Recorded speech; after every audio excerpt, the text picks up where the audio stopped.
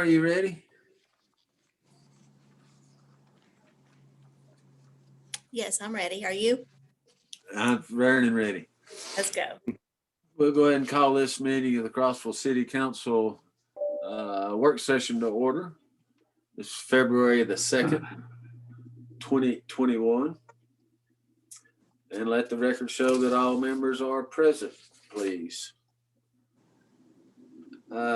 First item on the agenda is report regarding the potential economic development project. Okay, I guess that one falls on me. We have a very innovative industry that is very interested in Crossville. They are currently going through the state for their paperwork they need to get done to qualify for some state incentives. To make this deal happen, they need 1 gigabyte up, 1 gigabyte down broadband. We have contacted Ben Lohman. They will cover 60% of the cost. We would need to cover $27,500. And I have gone through, and the hotel motel tax was specifically set aside for community development, economic development. And so we had a little money left over last year, and we've earned more money than projected this year. So far, we should be at 50% budget, and we're at 75. So there is sufficient funds without tipping to any place else in the budget to cover that. Of course, under confidentiality, we can't reveal what business this is or industry this is at this point in time, but what we would need to do is go before council and get approval to spend this money if they qualify for the state incentives and do everything they need to do to come to town. Ethan, number 2, do you want to chip in on anything on that I said or correct anything? Or Ethan, number 1. Unmute yourself, Ethan. Your lips are moving, but we're not hearing You're you. muted. That's the space bar. Yeah, I've been on enough Zoom calls just today alone where somebody wasn't muted and wished they were. So anyhow, good evening. Yeah, I can add to that. I spoke with the principal of the company this afternoon, and he's given me the go-ahead to release some information to you all for decision-making purposes. The name of the company is Whisper Aero. They have proprietary technology in the area of propulsion, and the propulsion that they have that technology for will eventually make its biggest mark in what are known as eVTOLs, which are electronic vertical and lift takeoff vehicles, which are kind of like the Jetsons. It'll be our air taxis, which will be joining us here in the very near future. There are companies that are already planning to start businesses in that market, amongst them Uber. Uber is where the principal of the company has come from. He was vice president of aircraft systems for Uber. The possibility for Crossville is, given the amount of investment that they've asked us to guarantee to get that broadband fiber, is marginal compared to the upside of what could happen if this soon to be burgeoning industry has a direct tie to Crossville. Interestingly, as this person has gone through, and he and his partners have gone through this fundraising effort to get the company started, the recognition of Crossville because of TAP has been something that has resonated with him and therefore should resonate with us. The company will employ engineers to further the technology. Down the road, there's a potential to have more investment, and it will, if it goes through in Crossville, will definitely involve our airport. So huge upside. The potential downside is $27,500. So, But we would still have additional broadband service in the city. So they're at a considerably reduced cost. So not even a complete downside. true. So yeah, that area out towards Tennessee Avenue and down by the airport would have greater broadband capability than it currently has. So that would, Mr. Mayor, we'll come bring before you in some form or fashion to approve that funding contingent on whatever requirements the state needs to. Ethan and I will get together and get that verbiage squared away for y'all. Do we have any idea on the employment factor? We do. The company initially filled out, but not completely, an application for incentives for the state. The sticking point was the proof of funding. They've resolved that now.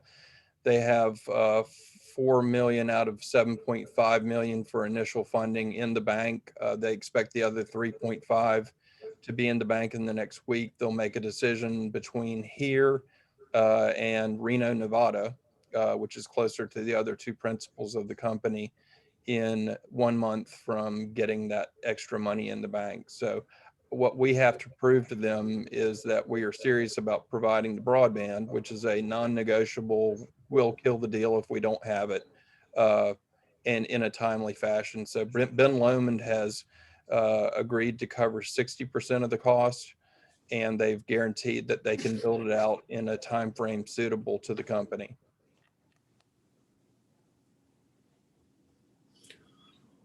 Okay. I didn't hear anything about potential employment. Okay. They currently employ 11 engineers, and we're talking about salaries that are in the 175,000, I believe, range. Those engineers are coming to Crossville on 5-day shifts twice a month.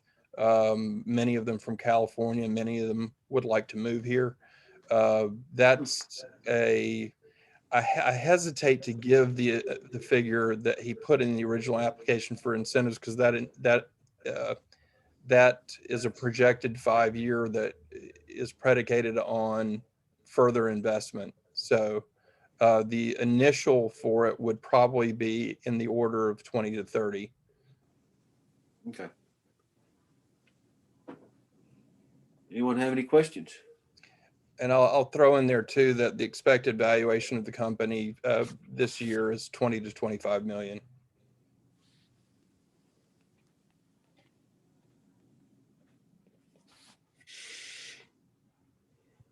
Okay. And do we have any idea of the additional customers that would be able to tie on this particular line upon initial installation? This company's technology would not be licensed. It would be used by, I guess, license is the word that I want to say he That's that not word. what he's asking, Ethan. That's not what he's asking. He's asking how many other people that don't have broadband that are city residents could get additional broadband. Oh, my apologies. I don't have a firm number on that. But it would involve Ben Lomond putting in additional blades, and I forget the name of the other piece of equipment, and then laying fiber to this particular property. It would open up broadband to what is referred to as the dark side of the lake.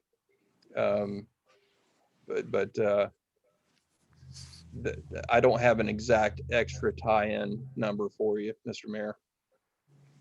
Okay. But I'm sure that's one reason they're willing to invest some additional money, because they see additional customers coming on board, though. Well, Ben Lomond has said that they don't project to be able to recoup the investment in anything that could be considered the near term, and that this would be a long look at profitability from this investment. I think I'm summarizing that correctly. All righty. Okay. So this is a preview of potential future development. It's the If the difference state- between us calling ourselves the golf capital of Tennessee and us being able to point to a cutting edge technology that is going to be used by companies such as Joby, possibly Toyota, Hyundai.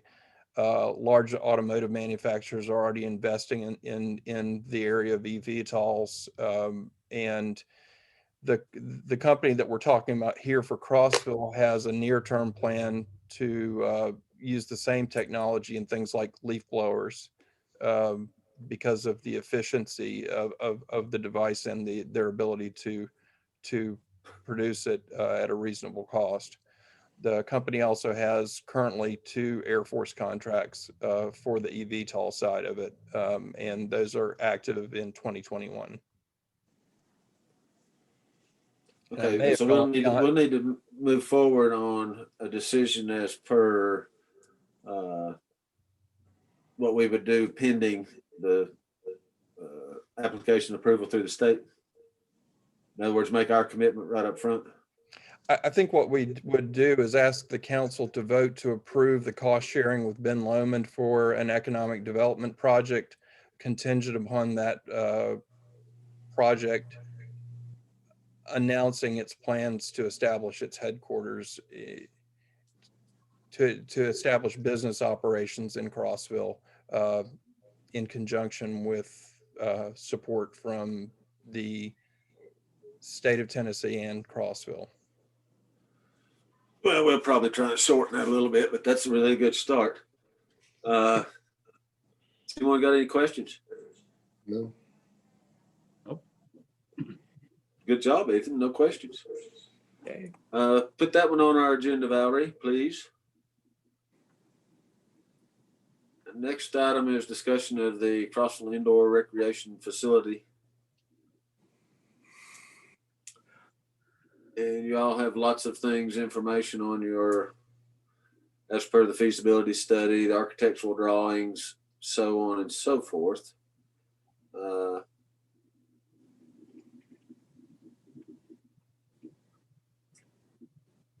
I guess the point the point we're at right now would be a review of and what possible adjustments that us being the experts we are that we think we should make on something like this.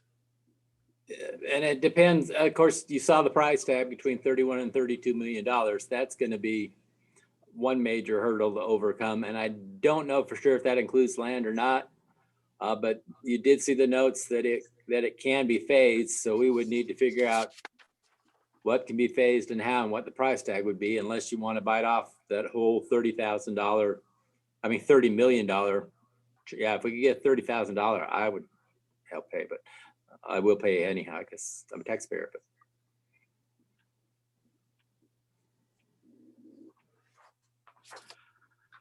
So that figure included a pool, is that right?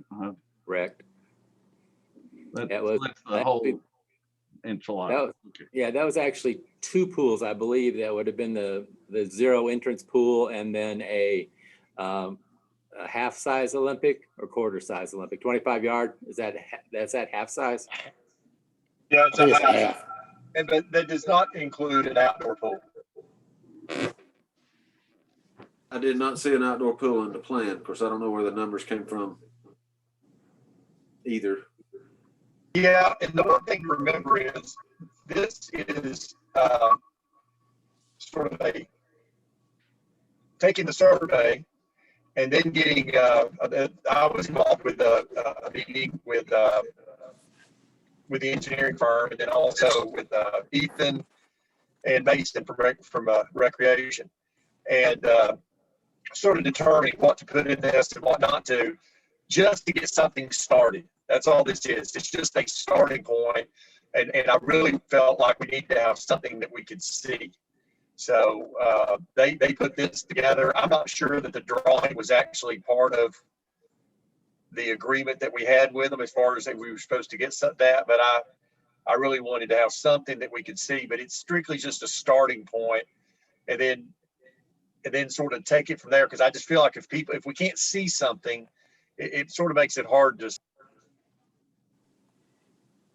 Yeah, I'd make one comment. There was quite a few offices enclosed in it, and depending on where we put it, that might be one area we might be able to cut back on, because they're dictating personnel there as well.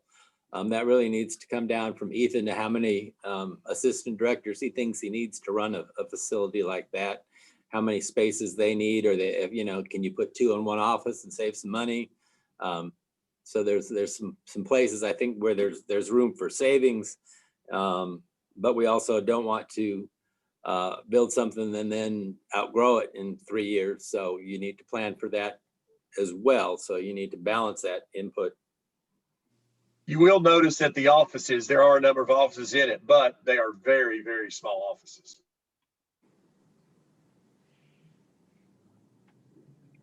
Which may mean you might be better off just with one office that's a little bit bigger than instead of two little ones.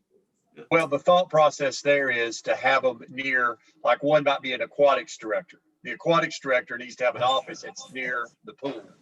And the same for the different, and of course, we're getting a lot of our input from Bonnie, who has the Manchester facility, has been running that for a long time, as far as the different, and they spell that out. I don't know if y'all have had a chance to look through all that yet, but that's all spelled out in the documents that they've sent to us, that you've got as part of our agenda.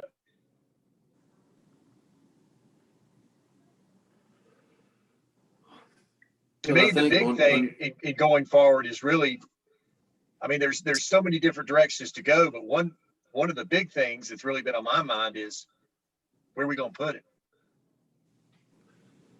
Yeah, Well, that we also need to know if how big it is, and if that includes the outdoor pool or not estimate, and then exactly how big that would be, and then how much space is needed for parking. So how many acres totally that we're going to need for it? Yeah. And So future that is growth. true. Where are you going to put it? And future growth. Yep. So I think this here again is going to be another work session on its own. Well, I'm thinking more like a retreat. With Yeah. numbers going down, we're going to look at going back to opening up City Hall on Monday if our numbers continue to stay down. And that will start opening the door, I guess, for us to schedule a quarterly retreat for the winter retreat. I think that's a good idea. And I also think that we all individually need to study this and come up with our own questions to be submitted to them before that retreat, so we can get some more answers and some more things to think about. I think that shouldn't be too awfully hard for them to come up with an overall acreage that they would recommend, including parking and all. And so we can start looking at the direction we need to go in for location. Right. And I think everybody's aware that the original location that we proposed at the old Ford dealership has apparently been purchased by John Deere. So that has been taken off the table. The next facility next door half of it's been bought. So that's kind of taken off the table. And I'm not even sure now that would be big enough next door. Here again, we don't know. We don't know the size. Okay, we have a direction on that. Our next item is I've asked a proposed. question Yes. first on that. So if we're looking at doing a retreat, when do we want to look to try to go ahead and plan that? Is that something we want to go ahead and try to come up with a date now, or? I will poll the members and see when they're available, the end of February, 1st of March. And see when Sounds good. we may use the depot. I'll see when that's open. Okay. Next is the update on proposed 12-inch high-pressure gas line across Meadow Park backwoods. That's Tim's, baby. You've got a map attached, so I can answer any questions that you have on the map, but I've been meeting with Middle Tennessee Natural Gas. We went over the route. I've taken it to the Lake Commission. They've given their blessing. They're looking to clear 30 to 40 foot right of way on the far side of the lake where they're going through the woods, forest. We're also discussing using the bridge abutments to cross the creek. They're telling me that they can't get a permit to cross Meadow Creek below the dam. And in that conversation, they mentioned that they would possibly partner with us on a bridge.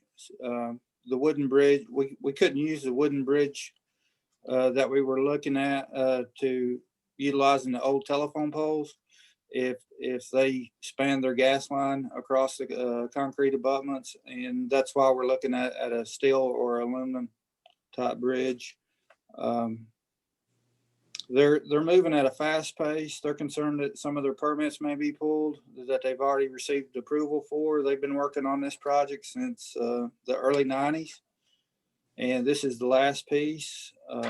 They're currently having to subsidize the natural gas system on the south part of the county.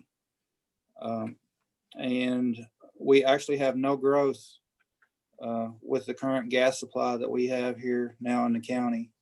So this is a big economic factor for the city to have this line installed. Well, just as a reminder, we had one of our ceramics companies go to Cookville because we could not support them with gas, or at least that was part of the reason. This map you've got up here, Tim, you've got the green line says it's a dirt road. And we were talking about trails. I'm assuming that some of this will be able to be used for a trail. Actually, all of it would could be utilized for a trail. And if you've read the write up, they're going to add a 10-foot gravel path above the gas line, and that area is going to be a 30 to 40 foot area that's cleared. And instead of grassing that area back over, they're going to mulch all the timber and all the brush in that area, and spread the mulch back out, which would lend itself to planting trees back again in that area. Okay, and if the dam was raised, how would that affect it? Well, the drawing that you're looking at is still a little work in progress. They're going to be pulling it back up. If the blue line that you see there is 20 foot above normal pool today. So that's a little higher than what we would be raising the lake. And if you look at the corner there next to the dam, they're going to be moving that section of line away just a tad bit. Also on the timber across the ridge on the backside of the lake is very poor looking timber, and I'm going to go back out with them. There was 2 white oaks, sizable white oaks, that they're going to reline it just a little bit, realign this gas line alignment to stay away from those 2 white oaks. They're probably the best 2 trees in that whole area. Yeah. There's a lot of rock, so you don't have big trees. Most of the trees that you see that are 10 inches and larger have already fell over because of lack of soil. So I'm not really concerned that much about losing the timber in that area, other than the 2 white oaks. They're worth trying to move a little bit. They can't follow the green line exactly because this is a 12-inch steel gas line and they can't wiggle it around. And they will be leaving the green road in some areas. They are going to reclaim the green road because we're going to have a new 10-foot gravel trail on top of this gas line. So they're actually going to be cleaning the area up just a tad bit. Okay, have we already had this on our agenda in the past to approve it? I believe we have, haven't we? Well, they came and presented to the council back in February 2019, and I don't know that the council voted on it, but everybody on the council at that time seemed to be all for the project. As far as the location of the line, I don't know of anything that it's going to hinder as far as anything that's been talked about in the future out at Meadow Park. This line's going to be 4 to 5 foot deep. They've moved it several times, or they've made adjustments for several things that we've seen out at the park. For instance, they originally had it shown right through the field lines for the bathhouse. They had it pretty close to the road in a location that we're going to replace a water line. We already have the plans finished for that. So they've been pretty flexible in moving it around. The first thing that they're going to come to us with once we pretty much hammer this down is they want an agreement to be able to install the line, and they're working with their attorneys to draw up that agreement, but it's going to be a fairly loose agreement. It's not going to be an easement. Once the line's installed, they want to come back and actually have the line surveyed for exact location and have that changed into a 20-foot permanent easement. The reason I'm bringing this to you at this work session, it won't be on the meeting next week. Middle Tennessee Natural Gas is trying to move with this very fast. We might even have a special call meeting, but I wouldn't ask you to vote on this until we've received the agreement and the city attorney has approved the agreement as far as the wording, and make sure that the agreement's in the best interest of the city.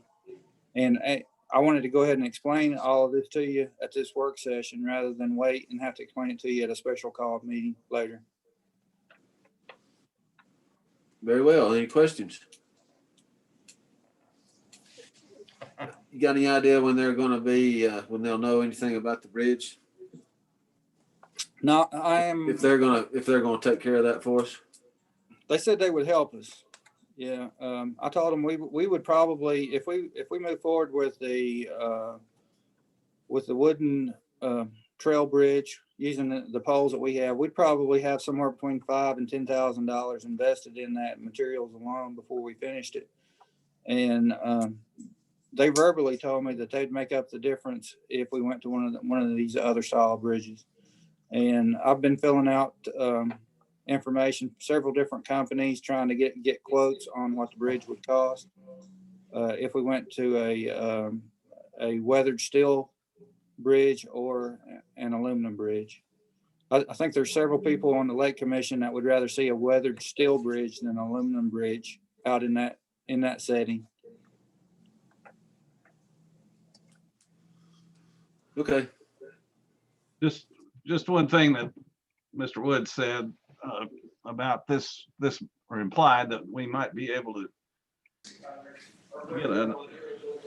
supply another ceramic plant.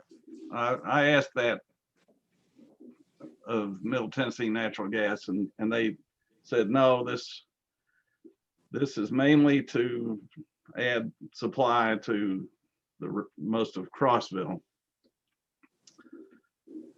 I mean, unless something's changed, they might have told you something different now, but.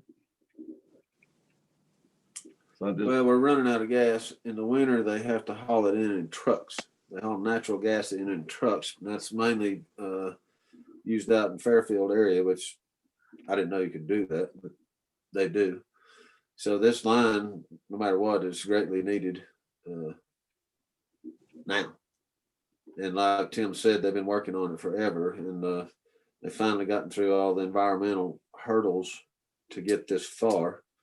And I'm sure that's why they want to get on with it before the more environmental hurdles pop up. So any more questions for Tim? I have one more comment. Middle Tennessee Natural Gas currently has this project out for bid.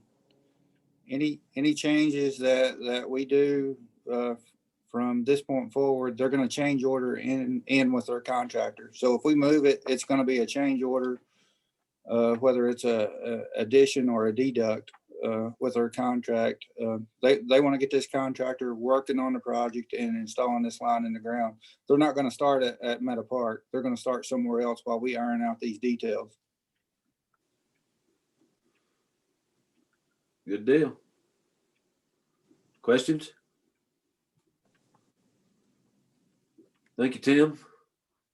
You're welcome. Next one is Avigation easement property appraisal at TDOT. This is Tim's as well. This has to do with the trees that are in the approaches at the airport. We have existing easements for a major portion of the approach on the east end of the runway. There's two properties that we do not have easements on. We have plans ready to trim all the trees on the east end and the west end of the runway on these approaches. But we're holding back on bidding that project out until we acquire two easements. The first phase of acquiring the two easements is the appraisals. TDOT believes that we can get a grant to do this, and we wish to apply for the grant. We think it's going to be 95.5. We've not been told definitely. Once the appraisals are completed, we will go back and apply for an additional grant to actually acquire the easements. And then after having gone through flying lessons, I see why we need these things in the approaches. Not that I got off the center line at any point in time, real far. You're supposed to wait till you get to the runway to land. It wasn't the landing, it was the taking off part. These two properties currently have trees up in the approach now.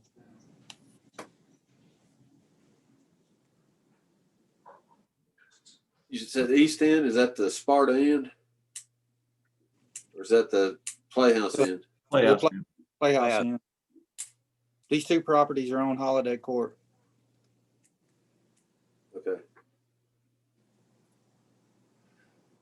And a few years ago, we did have a plane actually landed one of those trees. Oops.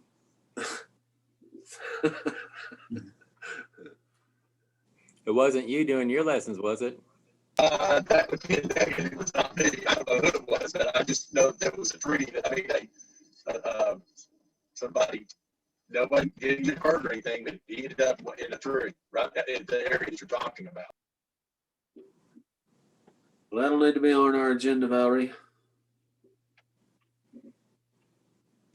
Next one is ordinance amending the Table 1, Title 18, Water and Sewer. And I don't know what that is. Well, this is allowing for us to raise the pH level on our effluent.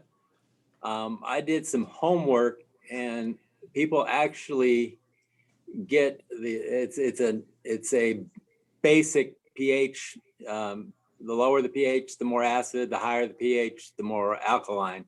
And there's actually people that go out there and buy pH 8 and 8.1 water. So a 9.5 is not all that extreme. It's of course very basic.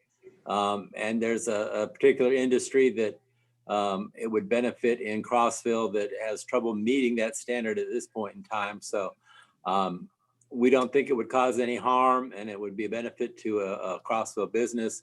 Darren is online if he can get off his mute to answer any questions as far as the plant operator. And this is okay with TDEC and all the powers that be. You're muted, Darren, still muted.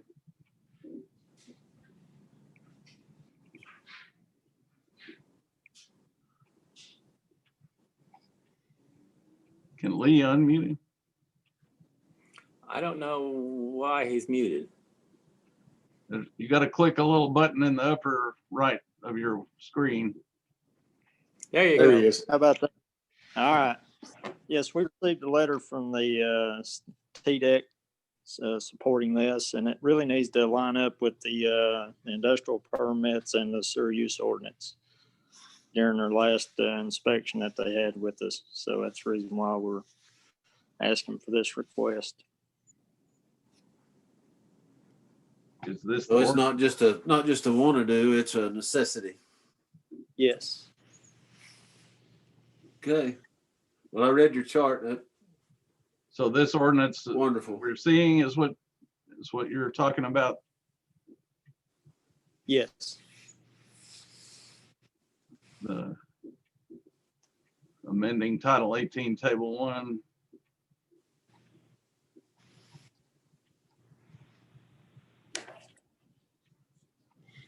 That would be yes. Okay. Any more questions? Okay, put that one on our agenda, Valerie. Next, we have ordinance amending section 1-102 pertaining to the order of business, is in reference to the order that our council meetings are conducted.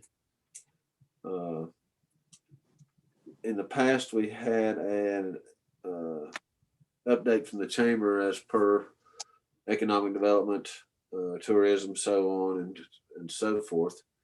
And the request has been to reinstate that. And I believe Ethan too is pretty good at that. I've got a copy of the current update in front of me. So the question is, where do you want to put it inserted in the order of topics that we discuss on our monthly meetings? Do you want to make him wait through the whole, do you want to make him wait through the whole meeting? No, that's what I was thinking, make him laugh. I would have no objections if you put him before me or I don't know if the city attorney cares, but I wouldn't have any problem if you put him before my report. Seems like it was in the earlier part of the meeting when we did it before. That's just because we wanted to get the chamber director out of the meeting. Of course, we also had marketing at that time too. Right. Reports. Well, they never did a report. They just submitted a written report. No, it used to be Oh, a yeah. person. Well, it used to be a purple report. That must have been before you, Greg. But I was thinking it was coming after other businesses when we did it before.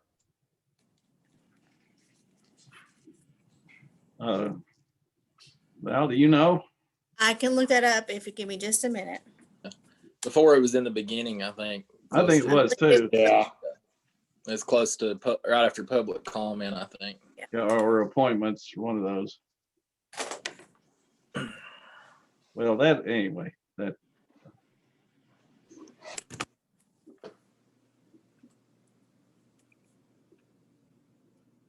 I think in the past, the reason they did it in the beginning was in case there was something in the report that needed acted on at the meeting because of some, situation that had came up, and they would suspend the rules sometimes and vote to act on something that was reported on during the chamber report. That's a good idea. Yeah.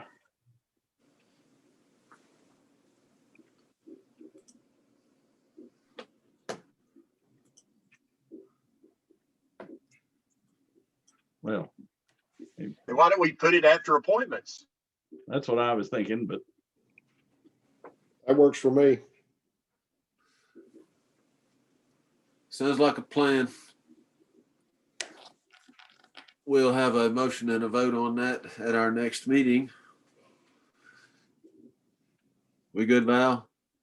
Yes, Okay. does it take 3 readings, Val?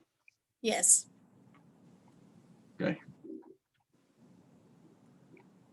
Okay. Next item on the agenda is in reference to OSHA.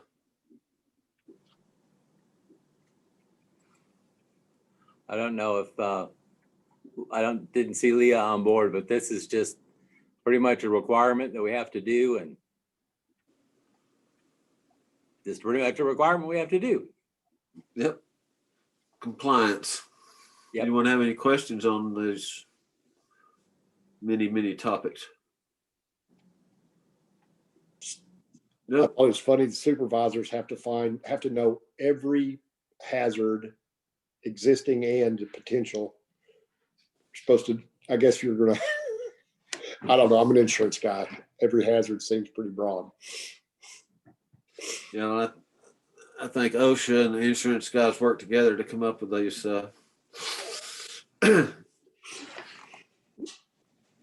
We'll just leave it at that. Yeah. Okay, that needs to be on our agenda, I guess, for our approval, Valerie. Next item is soccer goals. Looks like we've worn out some soccer goals, and looks like Ethan has bid out some replacements. Well, it's not just wore out. We are hosting more tournaments because Ethan is such a wonderful director, and him and Mason have been going after tournaments. So we actually need more soccer goals because of that. So is a full-size adult soccer goal 7 feet, or is that more of a youth size, or what? Is this 7 feet? Is that what they were? Yeah, this is a 7-footer, but this is a youth size. The full size is 8x24. The other thing is, I don't know if she put it in there, but the sports council has agreed to pay $3,500 on this, so the bill will be a little bit smaller than what you see on that bid. Sounds like a deal. Any more questions for Ethan? All right, put that one on our agenda, Val. Next one is renewal of contract with the Municipal Services Bureau of Collections Services for the Police Department, which is what it says it is, collection agency for the police department. So they can spend more time on their police duties rather than the collection agency. Do you want to comment on that, Chief? Yes, sir. In this year, we've collected $10,870.25. The state of Tennessee had a court ruling that said that we couldn't suspend driver's license. Then they said we could, and then they said we couldn't. So that helps in the process. Once somebody doesn't pay their ticket, their license is suspended, and this company will collect some money. They collect the original value of the ticket. If it's a $100 ticket, they collect that, and then they put their own surcharge on it. So it doesn't cost the city anything to use this service. This is $10,870 that we wouldn't have collected if we hadn't had them. So I'm talking to the secretaries and the court clerk and what have you. And it's a very good company. They have not had any issues at all with this company, and so it'd be my recommendation that we renew the contract because they're pretty successful at what they do. So, good deal. Thank you. Any I'm sure questions for? I got a question. What do they make off of it? What do they charge above the $100? I don't really know. I think it depends on the volume of the ticket. I think it'll be about around $20. Yeah, I see 25%. I see it now. Okay. Okay.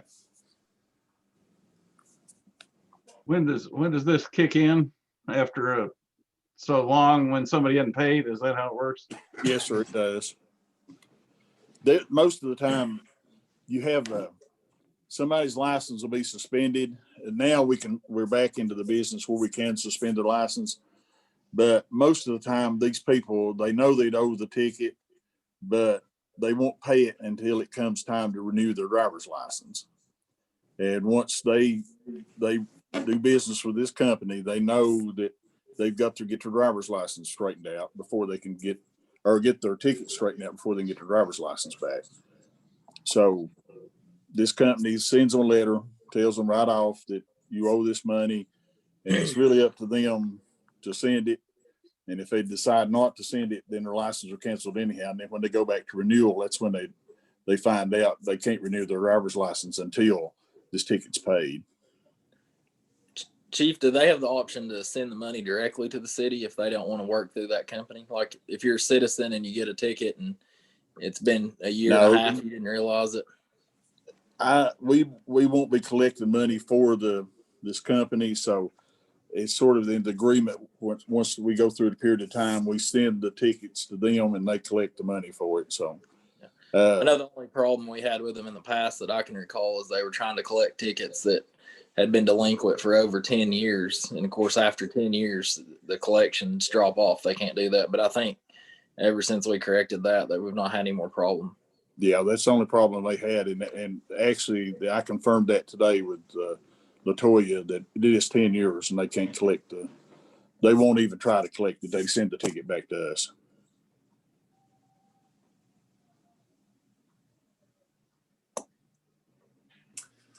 Any more questions? Okay, we'll put that one on our agenda, Valerie. And that's all that I see on our agenda tonight. I just have one information item, Mr. Mayor. Okay. Our FBO has purchased a flight school out of Shelbyville, which is going to greatly expand their capability.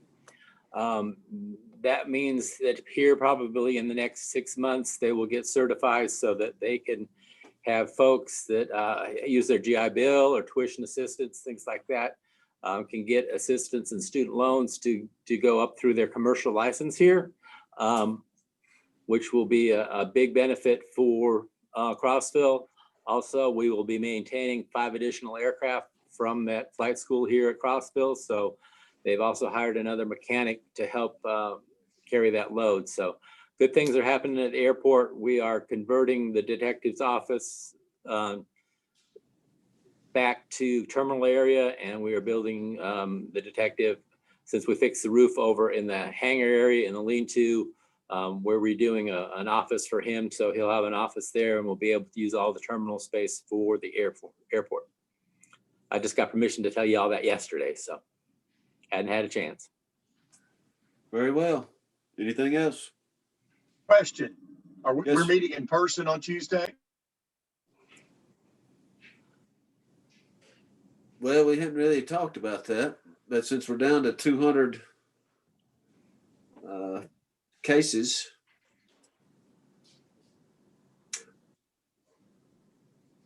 I'm all for meeting in person, so it's fine with me. I mean, I was sort of hoping we were, but I just wanted to find out for sure. And if we can still do the social distancing, that's not a problem. And then we'll also look at Monday, whether we're going to open the city back up. Of course, if we have a spike, that's a whole nother situation, but Tim thinks there's going to be a Super Bowl spike after all the Super Bowl parties, but well, that's February the 7th. well, that's this weekend. Oh, that's right.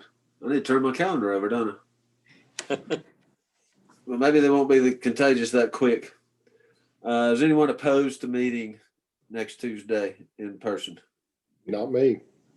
Nah. Very well. We'll meet in person next Tuesday. Anything else? Thanks for bringing that up, Scott. All right, this meeting adjourned. Thank you all for joining in. Yeah. Thanks.